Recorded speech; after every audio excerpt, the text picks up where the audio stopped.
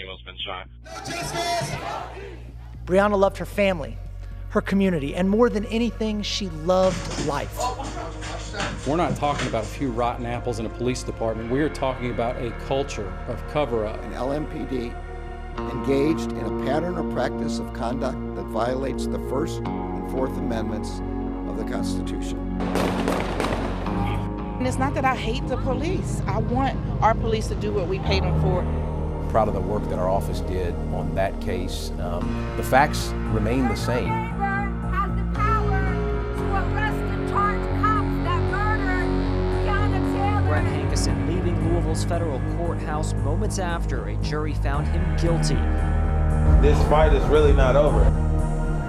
I miss you. I love her, and I miss her.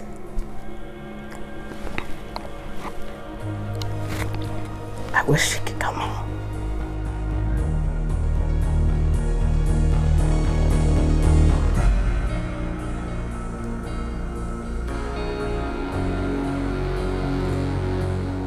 Five years ago, just before 1 in the morning, the raid by a force of 7 Metro Police officers on Breonna Taylor's South End apartment in Louisville. When it was over, the investigation found Louisville Metro Police had fired a total of 32 shots. One of them, fired by Officer Miles Cosgrove, hit and killed Breonna Taylor. Officers at the scene maintain they only fired back after her boyfriend fired first as they came through the door, his bullet striking and injuring Sergeant Jonathan Mattingly. One big problem still hangs over the police department, the no-knock warrant. An indictment alleges police knew they didn't have enough evidence to raid her apartment, so officers put false information into that warrant.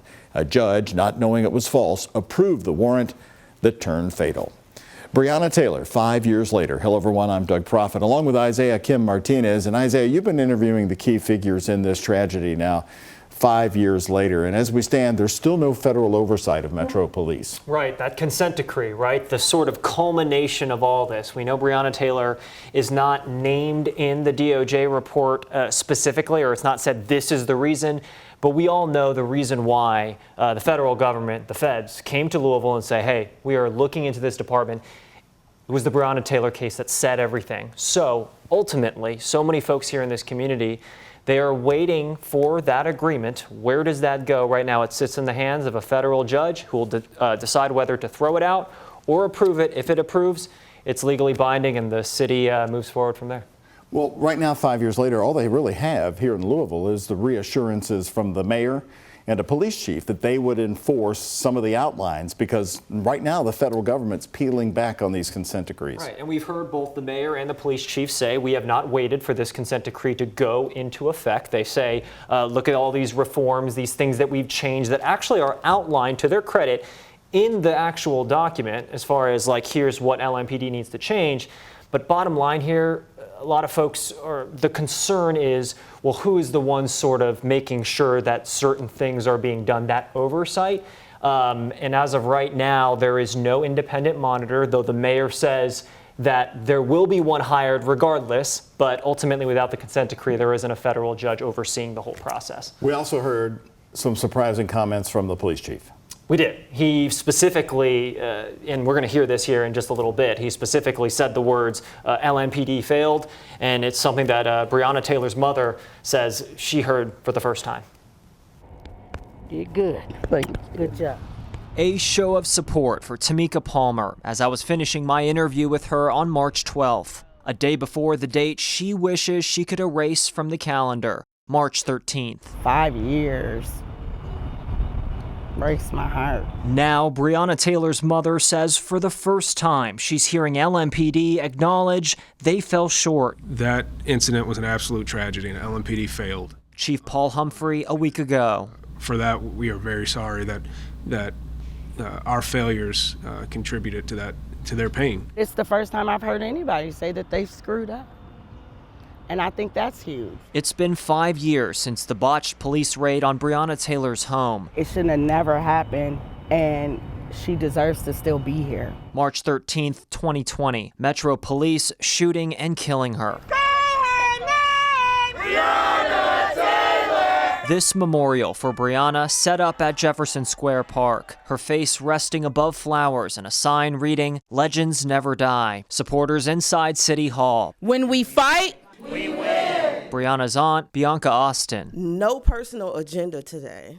We need to remember the life that was lost today and how this could have been avoided. An activist turned councilwoman Shamika Parrish Wright, one of thousands who flooded the streets in protest for months, starting in the summer of 2020, demanding police accountability and oversight. Where we stand on that today differs depending on who you ask. As far as what the city needs to do and how to reconnect with the people that's in the city, I would have thought we should be at a better point 5 years later. The key police officers in that raid, John Mattingly, who's retired and wrote a book describing that night when he was shot in the leg. Miles Cosgrove, who fired the shot that killed Breonna Taylor, was fired from LMPD and is now a sheriff's deputy in Carroll County. And Brett Hankison is facing a max of life in prison after a federal jury found him guilty of using excessive force that night. His sentencing is in April. If you look at the functioning, the makeup, the culture of this department, we are not the same place as we were 5 years ago, and I would expect that 5 years from now, we will continue to grow and improve. And it is my hope that the federal judge approves the consent decree that I have signed. Mayor Craig Greenberg this week speaking about the federal reform agreement he and the U.S. Department of Justice both signed in December, the consent decree. But Donald Trump's now in the White House. His DOJ doesn't want consent decrees. This agreement's fate lies in the hands of a Trump-appointed federal judge who's been skeptical of whether it's the best path for police reform. If the federal judge does not sign the consent decree, I will make sure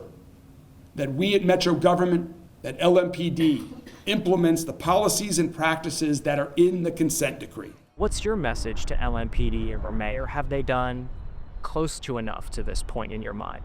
Absolutely not. I still feel like we're stuck in this rut about what to do, which is basically what I was afraid of, sitting in that uncertain time, letting too much more time pass by before anything happens. Breonna Taylor! We miss Breonna and we love her. So, Isaiah, the federal judge could very well decide not to enforce the consent decree, which would let the local government try to do it. The flip side is, if these things do get enforced and put into place, they can last for 10 years or more. And aren't they costly? They are costly. They could cost several millions of dollars a year, Doug, and that's footed by the local taxpayer. So that's obviously, when it comes to where my money goes, that is obviously something that is of note. We also know that there are, some folks out there, former police officers notably, who say, hey, look, this hurts morale because it adds more tasks to the everyday for the police officer. The words they use is, basically shackling them from doing their job, thus worsening an already bad staffing shortage we're seeing at police departments across the country. And I actually spoke to one of those. That's right. Yeah. You've been communicating with Jonathan Mattingly, who was in your story earlier today. You gave us that update of where he stands 5 years later. Yeah, and he, of course, retired and went on to be a public speaker as he is now. He wrote a book about the incident, everything that night. He texted me a fairly lengthy statement, but just some key points. He said, the tragedy that occurred on that fateful night in March of 2020 changed the lives of many, leaving a lasting impact on our community. But he went on to say the aftermath of that night has been marred by a torrent of misinformation and narratives that do not reflect the truth. Specifically, he touches on one very controversial point, and that is, did officers knock? Was it a no-knock warrant? Did they knock that night? Did they knock and announce multiple times? Many of the folks who lived in that community say absolutely not. The indictment says so. John Mattingly says, quote, it was not a no-knock warrant. Contrary to popular belief, the warrant executed that night was not a no-knock warrant. Officers announced their presence before entering the premises, which is a crucial aspect of the operation. So both sides here are staying firm in what they believe played out that night. And that was a key moment. Some of the people in the apartment complex said that immediately, right after that happened. And then you couldn't find a lot of those people after that to try to follow up. What did you really hear? Right. And the more time that goes by, the more possibly, you hear judges hearing this, could that be hazy at that point? One thing we also know, it happened almost at 1 a.m, and so many people were asleep. And and Being woken up. hazy of what was going on at the time on Yeah. such a violent night. Well, you know, also that night, COVID shutdowns were just starting at the moment in March of 2020 when the shooting happened. The massive Louisville protests that included a night of rioting in downtown Louisville came months later. Civil unrest on Louisville city streets. Weeks of protest, calls for change. But how did we get here? To understand, we have to go back to Thursday, March 12th. Judge Mary Shaw signs off on 5 warrants as part of a large narcotics investigation. 3 warrants were for properties on Elliott Avenue in West Louisville. Detectives wrote they were looking for drugs, weapons, electronics, and mail related to illegal drug activity. A 4th warrant was for a house on Muhammad Ali. And then this warrant for 26-year-old Breonna Taylor's South Louisville apartment. How was Taylor connected? She wasn't the main suspect in the case, but she was named on the warrant. Detectives say in January they witnessed their main suspect, Jamarcus Glover, arrive at Taylor's apartment, go inside, and then come back out with a package. Police say Glover then got into his car and drove to the Muhammad Ali address, which the detective called a known drug house. The warrant goes on to say that a U.S. postal inspector verified that Glover had been receiving packages at Taylor's apartment and that it is not uncommon for drug traffickers to receive mail packages at different locations to avoid detection from law enforcement. Detectives also wrote they believe Glover may be keeping narcotics or proceeds from the sale of narcotics inside Taylor's apartment for safekeeping. On the night of March 12th, Detective John Mattingly and several others were briefed on the plan. Mattingly says he drove by Taylor's apartment around 11:45 to scope it out. And then, around 12:30 on the morning of March 13th, officers parked in front of Breonna Taylor's building and walked up to her door. When SWAT was doing their thing down at 2-4 in Madison, we went over, or Elliott, whatever it was. We executed ours at the same time. About 10 miles away, officers executed a warrant at a different property on Elliott Avenue. There, police found their main suspect, Glover, and arrested him. Around 12:40, officers began to bang on Taylor's door, setting into motion the events that eventually led to her death. I'm laying in bed. It's a loud knock at the door. The detectives say they knocked on the door multiple times. I knocked on the door, banged on it. We didn't announce the first couple because our intent was not to hit the door. Our intent was to give her plenty of time to come to the door because they said she was probably there alone. But Taylor wasn't there alone. According to her boyfriend, Kenneth Walker, he and Taylor were in bed watching a movie when they heard the knocks. So it's a loud bang at the door. She pops up out of sleep. It scared her to death. Me too. Like, who is that? Walker says they jumped out of bed, started getting dressed, and he grabbed his gun. At the same time, detectives took a battering ram against the door. The door comes off the hinges. So I just let off one shot. I still can't see who it is or anything. But Detective Mattingly says he saw them. I'm face on about probably 20 feet away, right down the hallway. There's a bedroom door on the right, and there's the male and a female. The male's closest to the door, so he's to my right. And as I turn the doorway, he's in a stretched out position with his hands with a gun. And as soon as I clear, he fires. Boom. Walker says shots started flying. He fell to the ground and dropped his gun. Mattingly was shot. As soon as the shot hit, I could feel the heat in my leg. And so I just returned fire. I got 4 rounds off. And it was like simultaneous. It's boom, boom, boom, boom, boom. The detective says he fired 2 more rounds and then told other officers he'd been shot. It was called over the radio at 12:43 a.m., according to a CAD report provided by the mayor. Detective Miles Cosgrove fired shots from inside the apartment. Brett Hankinson blindly fired 10 rounds from outside through a patio door, according to his termination letter. There's just shooting, we're both on the ground, and then when all the shots stop, I'm panicking. She's right there on the ground, bleeding. Records show 3 neighbors called 911 at 12:42, reporting shots near their apartment. 5 minutes later, after calling his mom, Walker dials 911. 911, Operator Harris, where is their emergency?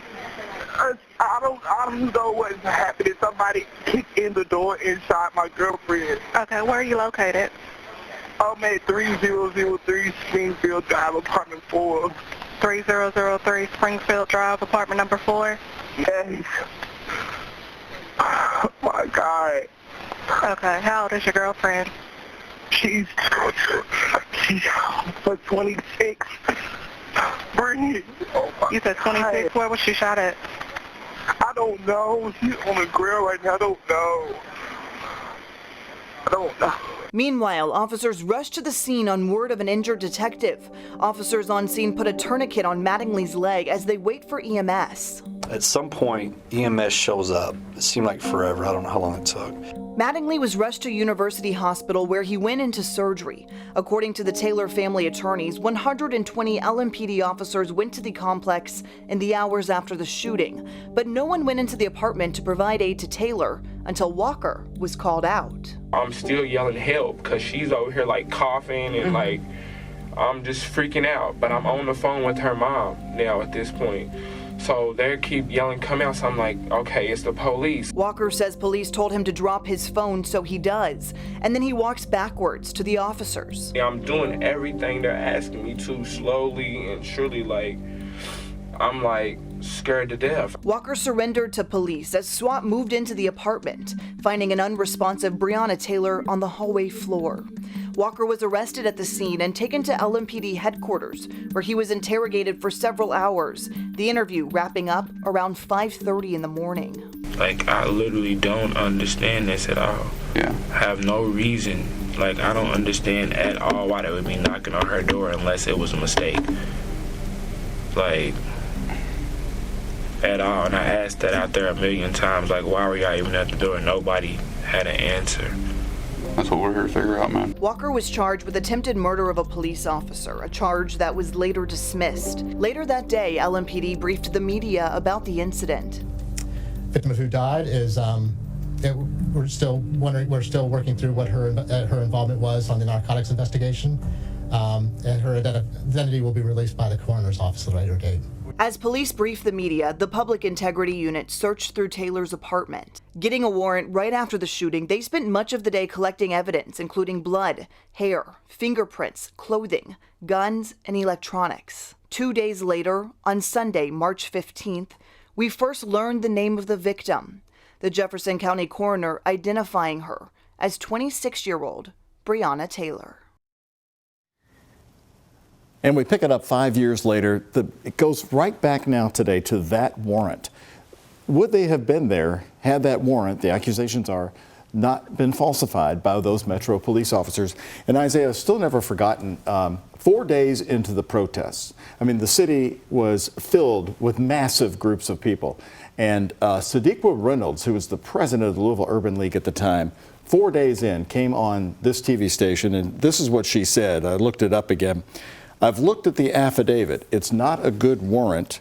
There are complications there that the officer put his colleagues at risk, and somebody's dead because of it. So think about that. That's 4 days into the protests. We're focused on covering what's going on with the city at the moment. They're already zooming in on something's wrong with the quality of that warrant. And that's another part of this case that's still open, Doug, right? Joshua Janes, the former detective, he's still got these federal charges out on him. Him and Kyle Meany, I forget exactly when they're due back, but I believe their cases are still going right now. And we've seen other officers who have been fired by LMPD or who have left LMPD say, listen, ultimately, Joshua Janes, that's why we were there. It wasn't us. It was his warrant. So even they've sort of, maybe not thrown him under the bus, but sort of pointed to him. So the warrant is everything in this case. The warrant's everything, and even the judge who approved it, she didn't win re-election. She did not, Mary Shaw. Yeah, and that was an intention of, is it Mary Shaw, I believe? Judge Mary Shaw lost her. That was an intention of a lot of community members to make sure she didn't stay on the bench. Lost her re-election. And so we have a chief now who remarkably is the 6th chief in 5 years since this happened.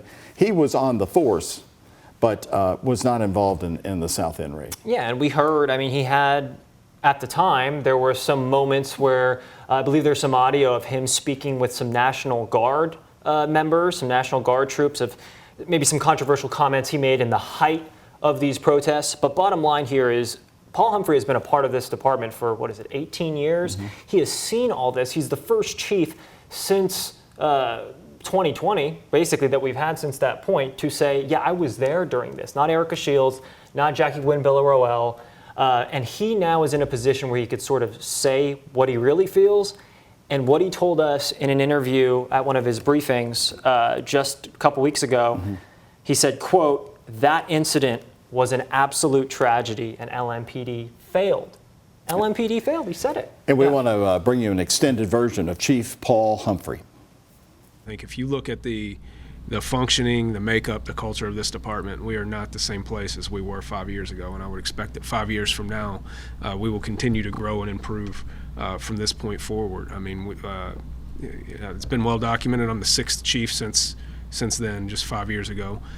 We've had massive turnover. We've had hundreds of policies changed. We've instituted all different types of systems and checks and balances, and frankly, we are still striving towards becoming a department of constant improvement, where it does not take a similar event for us to learn lessons to improve.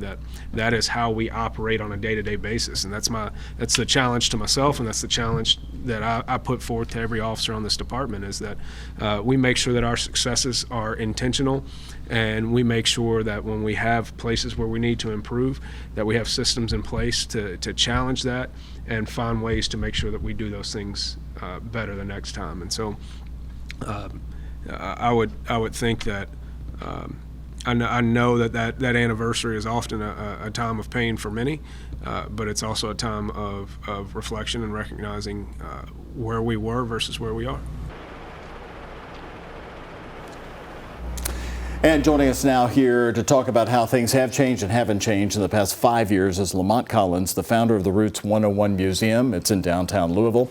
You have an exhibit dedicated to Breonna Taylor. You opened the museum when the protests were underway. What motivated you at that time to open this unique museum? Well, I just wanted to tell the story of African Americans and the story of the strength of the struggle and the resilience of who we are.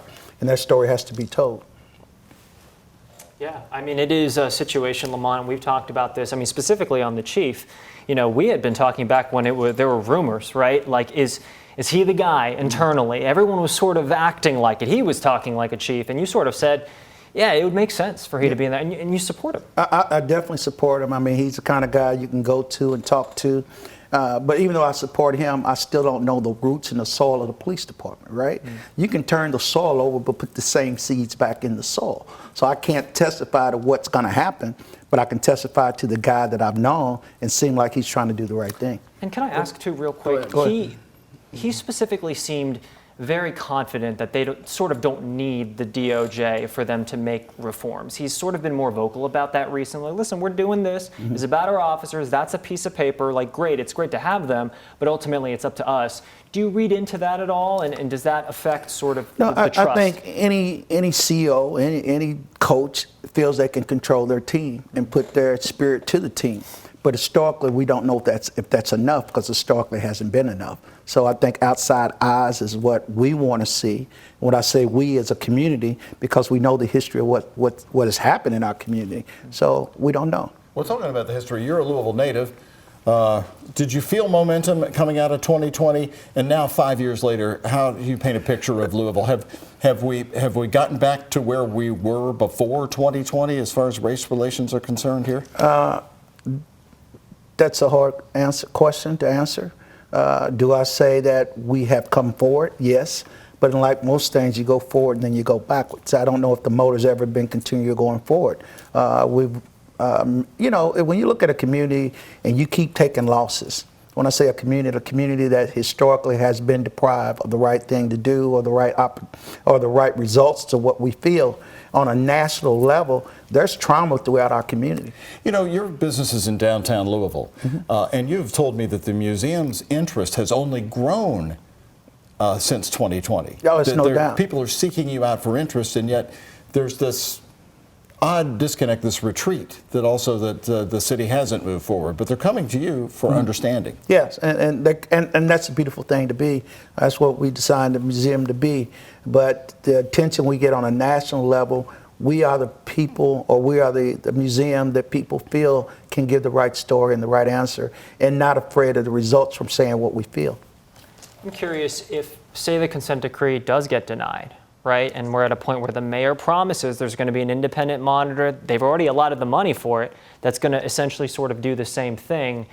How does that make you as a community member feel? Do you feel confident that the city would be able to move forward in that fashion with no federal oversight?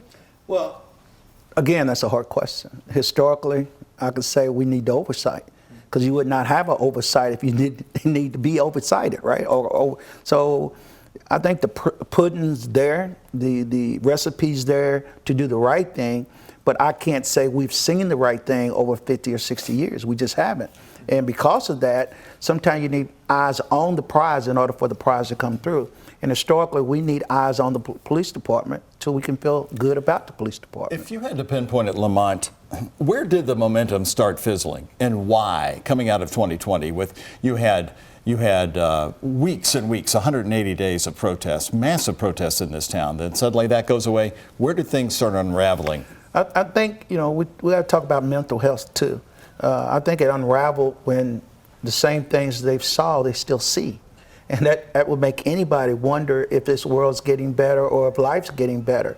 And we just have not saw the results of, when they came out of the protest, young people felt they had done something, made people notice, got results.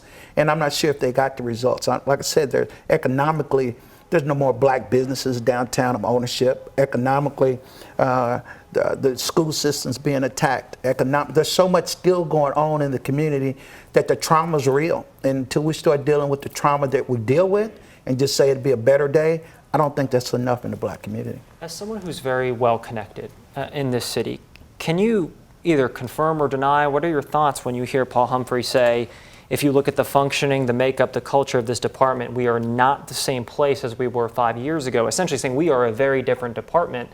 What's your sense? I mean, we talk a lot about community policing and things like that. I think you may be in a different place, different leadership. But again, it's the soil that you're working in. I don't know the seeds that's going in that soil. And because of that, I would fear the results of it, we don't know. So it's deeper than looking physically at something. It's got to be the spiritual movement in something. And we don't know as black community if those seeds are planted to go to the next level. Have you seen any improvement as far as folks in the community seeing their officers? Because I know that was sort of their thing, right? We want to see officers out, sort of on the same streets we walk on. Mm-hmm. Have you seen any of improvement there? I know there's been staffing shortages. I'm sure it has, but I haven't seen it. The appearance of something is not necessarily the effects of something, right? You may see more things, but is it being effective in the process? I can't answer that question, and I don't know if the police department can answer that question. There have been some changes in Louisville that came out of the protests. In fact, one big one, as the protest movement was underway, a massive donation to complete the urban sports complex in West Louisville from a company that's watched what's going on and said, we're going to deliver. You've since had Norton West Louisville Hospital re-embrace the West End of the first hospital in 100 years. Kroger even announcing they just put $2 million into their store there after threats that concerned that they might be retreating the West End. So did the private sector step up along with more government money moving toward West Louisville, like for the Parkland Library and the Portland Library? There's no doubt money has gone into the community. My concern is the community making money in the community. Having things there, but having people have economic drive from that, having stores that can survive, having businesses can survive, having factories that manufacture. I haven't seen that. But yes, has pockets happen, has money. And remember, anytime you play football, basketball, football, track, it's always dollars in the black community. That's nothing new. They've been doing that since I was a kid. I was an athlete. So that's one thing. But building a kid, making kids understand that this world is a fair world for everyone, and the justification or the justice for everyone is for everyone. So just to say you put money in a community is going to all of a sudden change the community, they'll take other things to make that community move. Yeah.